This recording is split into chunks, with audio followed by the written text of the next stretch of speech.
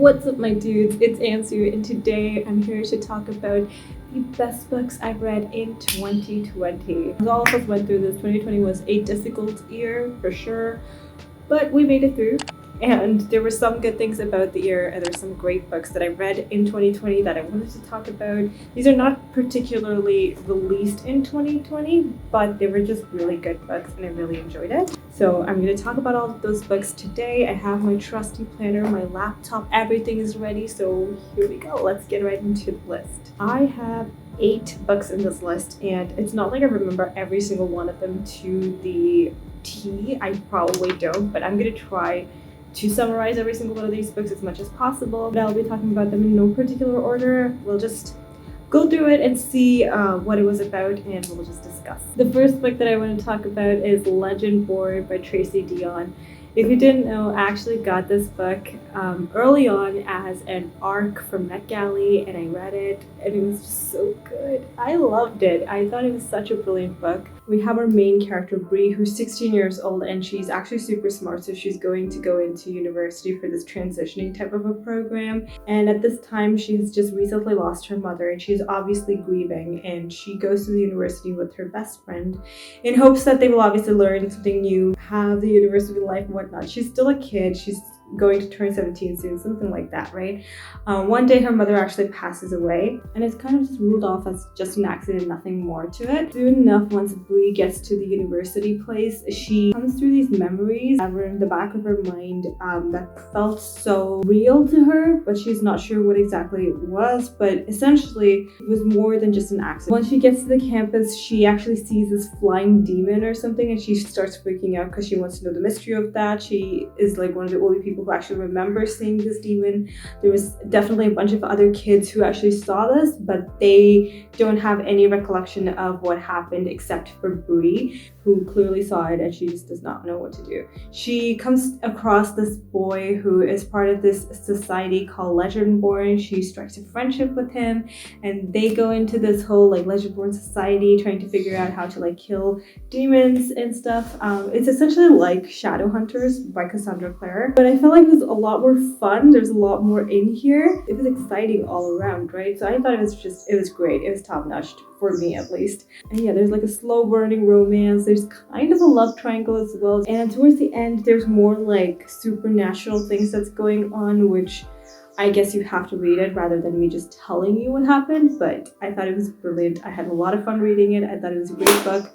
Definitely check it out if you haven't yet. I loved it so much. This list was a little hard to kind of narrow it down, but the next book that I'm going to talk about is Behind Closed Doors by B.A. Paris. Now this one is a mystery domestic thriller, and it's just so mind-boggling. Like the whole scenario behind this whole book was just like creepy. It was so creepy.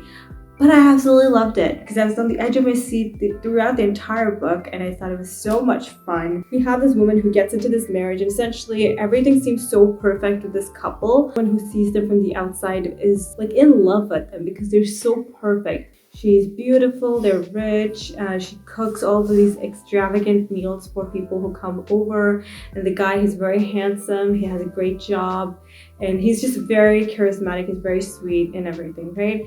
But there's also dark history behind the whole situation, and we are trying to figure out what's going on there. The issue is that the woman is never seen outside of this pair. So the husband and the wife are always together. So the husband can be seen outside by himself. We can interact with him most of the time, but never the wife. The wife, you can never see her alone by herself. She's always tagged along by her husband.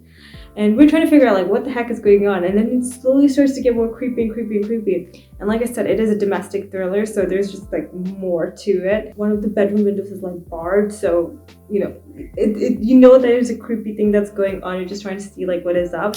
And I thought it was such a fun book. I got recommended this book by Rachel from Let Me in the Library, and I absolutely adored it. I thought it was fantastic. The next book I want to talk about is Becoming by Michelle Obama. This is literally the only nonfiction book I've almost ever read, and I loved it. I thought it was just fantastic. I've talked about this book so much on my channel. For those of you who didn't know, this is like a memoir type of a book by Michelle Obama, and she's talking about her life before, during, and after like the presidency of Barack Obama, and her life, her family's life, and all that kind of stuff. She's talking about all of those things. I really enjoyed reading it. It was just nice to see like a different insight into this person's life, because Michelle Obama just has this lovely way of speaking and just putting things into words. It's really nice. The only thing that I'm going to say is that I just didn't feel like I could connect properly with her, especially when she was being emotional. She was talking about grieving and stuff. I just didn't feel like I could connect with this person, you know? Sometimes when you see people who are grieving or sad in a book, you can actually kind of connect with them, you know, be one with that character, but I just could not do that with her. I felt like there was no emotions, like proper emotions. Maybe it was right, but I don't know. For me, it was not like good enough, I guess. Great book overall. I just really loved it. I enjoyed it so much. If you haven't read it yet, definitely check it out because I really adored it. Next up is more like a series as a whole, and that was The Diviners by Libba Bray. It's more like a supernatural mystery kind of a story, I guess. I don't even know, but it was so good. The only thing I'd say is like the last book, I think it was called King of Crows. Was not a huge fan of that book. I think the third book was like one of the best books that I've read in a very long time. Overall, the series itself is just such a fun read. Definitely worth, you know, taking my time out to read the whole series. I thought it was just a load of fun. We have our main character, Evie O'Neill, who is living in the 1920s, and she is being shipped off into New York to her uncle, who has this super huge museum. She shows some kind of supernatural powers, and people are freaking out and they just want to get rid of her. She figures out that her power is going to be more helpful for her. During this day, she realizes that someone is actually dead, has been murdered essentially, trying to figure out like what happened to her, how she died, who killed her, and all that kind of stuff. And then there's like a bunch of other characters that we're looking at. We're gonna have a few different POVs later on in the books as well. Different powers that are involved in this book and the entire series, and it's great. I loved it. I think it's a great story. I feel like everyone should read it. It was very much fun. The next book is just very dark. It is My Dark Vanessa by Kate Elizabeth Russell, and this book, let me tell you, it hit you hard. So we have two different timelines that we're following. So Vanessa as a 15-year-old, if I'm not wrong, and also like 17 years later, Vanessa as well. So Vanessa, when she was 15, went to like a boarding school type of place, and she kind of strikes this relationship with her English teacher. Throughout the whole relationship, we can see like the little things that she's thinking. She feels like she's not safe with this guy. He keeps telling her that she's in control, but she never feels like that completely. She feels like he's kind of controlling her to an extent, and she doesn't know what to do with it. Over the years, we're just seeing how this has affected her life. Basically, even whenever she sees other people, other women who are being almost sexually assaulted or even talked to in a certain way, who are little kids, who are little girls, and they're talked to in a certain way, she literally just thinks like, why didn't anyone stop, you know, this teacher from doing that to me? Why am I supposed to protect this girl? And she's trying to come into reason, like with all of these problems, all these issues, how much this has affected her. And oh my goodness, it's just such a wild ride. I absolutely adored it. I think it's such a great book. It is very dark and twisted, but it's also something that could really happen. It is definitely something that everyone should read, but obviously keep in mind there's a ton of trigger warnings with assault, rape, abuse of power, all of those kind of things. So definitely keep that in the back of your mind when you're trying to get into this. It is very dark, but I loved it. I thought it's a great book. Okay, the next one is There's Something About Sweetie by Sandhya Menon. I'm one of those people who literally said that I was probably never going to read any Sandhya Menon books, but I read almost every single one of them last year, and this one was my favorite. There are obviously other books that are more talked about, but I personally didn't love them because the character is a Malayali, and I was just so intrigued by that because I've literally never seen that before. As a South Indian, I've never seen that much representation, especially in more of a Western book where people actually read Sandhya Menon's books. Seeing someone who's from South India and to see all those little cultural aspects, it was lovely. Sweetie essentially is this girl who is considered fat, but it's not because she's unhealthy in any means. She's a star athlete. She's a fantastic runner. I think she's like one of the best runners in her school or across the board or something like that. She's a fantastic runner, but because of the way that she looks, people scoff at her and just think that it's okay to tell her, you know, diet tips and all that kind of crap. Has dealt with this for the longest time, and even her mother has called her fat. Especially there's this character Ashish Patel whose mom comes to Sweetie's mom and just says, why don't like our kids get together for like an arranged marriage kind of a thing, and then they can have like a relationship. But Ashish Patel is very athletic, he's very fit, and I'm assuming he has like six-pack abs and stuff. But Sweetie's mom essentially tells Ashish's mom, this is not going to happen because Sweetie's fat. Like she and Ashish are not going to match up. There's always going to be that divide between those two because of the way that they look. Now, Sweetie wanted to prove her mother wrong, so she goes behind her mom's back and makes Ashish go on this race together. She obviously defeats Ashish, and he is dumbfounded because he did not expect that at all. And since he lost, he was like, okay, this is great. And he's really intrigued by Sweetie, and they kind of have this relationship together. There's this love-hate relationship between the mom and Sweetie herself, and it's really nicely done in my opinion. But I felt like the dad didn't do shit.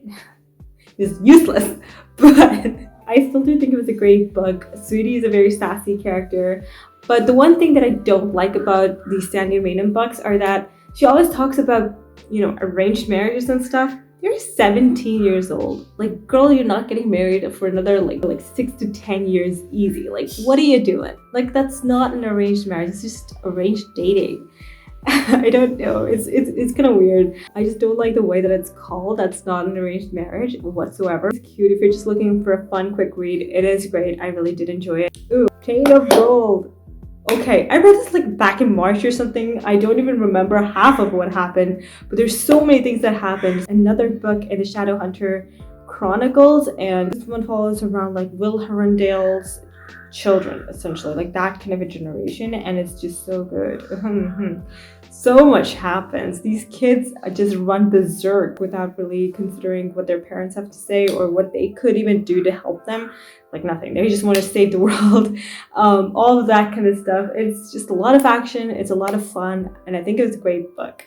If you don't know anything about the Shadowhunter Chronicles, again, like Legendborn, there's a lot of fighting demons, helping humans, saving the human world, and all that kind of stuff. It is a lot of fun. You probably have to read quite a few books to get to this particular generation because there's so much you need to know. There's so much information that you'd probably need to know. If you don't really want to read the rest of the series, I don't think it's such a big deal, but it's probably better if you do. It's still a lot of fun. I really loved it, and I would definitely recommend it. I'm not going to talk much more about it because you need to know a lot more about the rest of the series. If you don't, it's going to be a little more difficult to kind of get into this one, but it is a lot of fun. The final one I'm going to talk about is The Prince and the Dressmaker. I haven't read a lot of graphic novels, and this is one of the only ones that I read, and oh my goodness, it was so cute. One of the first few books that I read in this year, and I loved it. I thought it was such a sweet book. We have our prince who likes to dress in girl clothes, right? He meets up with this dressmaker who makes these wonderful clothes, and she wants to be a dressmaker by herself, you know, just her and like nobody else's help or anything. And the prince essentially hires her to make him dresses. Down the line, the dressmaker figures out it is for the prince and not a princess, and she's like, what? She's kind of shocked, but she goes with it. She's totally fine and helps him dress in a certain way, in the way that he likes to. We keep going along. He dresses as a woman, goes out into society. It's really lovely for him. And essentially more people find out about it, and it's just such a welcoming experience for him, and he's not ridiculed just because he dressed as a girl all this time, and it's just so sweet. I thought it was such a heartwarming story. I really loved it. I thought it was very, very cute. Yeah, I would definitely recommend you guys to kind of go through it. It's very quick. It really does not take that much time, so just quickly read it. It's so cute. I loved it. It was very sweet of a book. I would definitely recommend it. Alright, you guys, those were all the books that I loved reading. I feel like there was a lot more books that I really loved, but I cannot remember them. I cannot remember why I loved them or how much I loved them or anything like that. So I'm gonna stick with this list, and I really did enjoy it. If you liked any of these books, do let me know. I would love to know what you thought about them, and let me know what your favorite books of the past year were as well, because I would love to know. I would love to check them out as well if I haven't. But yeah, that is everything from me. I hope you all enjoyed this video. I will see you all next time with another one. Until then, I'll talk to you on the comments. Bye!